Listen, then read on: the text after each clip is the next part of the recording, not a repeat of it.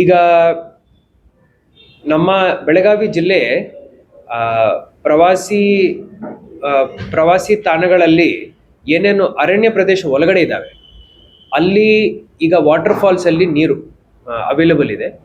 So ಇದನ್ನು ನೋಡಲಿಕ್ಕೆ ಎಲ್ಲ ಟೂರಿಸ್ಟ್ ಬರ್ತಾ ಇದ್ದಾರೆ. ಆ, ಈ ಸದ್ಯಕ್ಕೆ ಅಲ್ಲಿ ಸೇಫ್ ಇಲ್ಲ.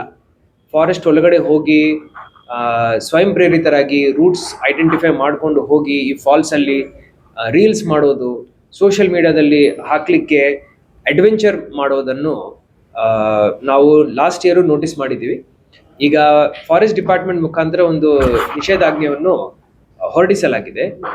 ನಮ್ಮ ಬೆಳಗಾವಿ ಜಿಲ್ಲೆಯಿಂದ ಫಾರೆಸ್ಟ್ ಮುಖಾಂತರ ಇರುವಂತ ರೂಟ್ಗಳನ್ನು ನಾವು ಸದ್ಯಕ್ಕೆ ಕ್ಲೋಸ್ ಮಾಡಿದ್ದೀವಿ. ಭಾರಿ ಮಳೆ ಆಗ್ತಾ ಇದೆ ಖಾನಾಪುರ ಸೈಡಲ್ಲಿ.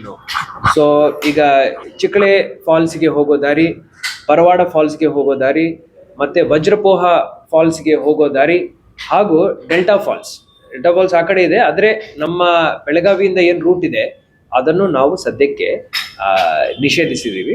ಸೊ ಅಲ್ಲಿಂದ ಪ್ರವಾಸಿಗರು ಈಗ ಸದ್ಯಕ್ಕೆ ಹೋಗ್ಲಿಕ್ಕಿಲ್ಲ.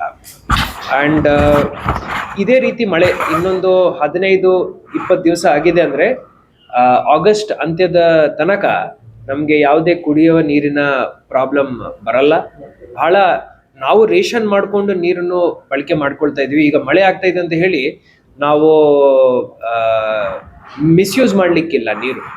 ಯಾಕೆ ಅಂದರೆ ಮಾನ್ಸೂನಲ್ಲಿ ಮುಂಗಾರಿನಲ್ಲಿ ಬರಬೇಕಾಗಿರುವಂಥ ಮಳೆ ಪ್ರಮಾಣ ನಾವು ನೋಡಿದ್ದೀವಿ ಅಂದರೆ ಸರಿಸುಮಾರು ಒಂದು 30% ಇದರಲ್ಲಿ ಕಡಿಮೆ ಪ್ರಮಾಣ ನಮಗೆ ಈ ವರ್ಷ ಮಳೆ ಆಗ್ತಾ ಇದೆ.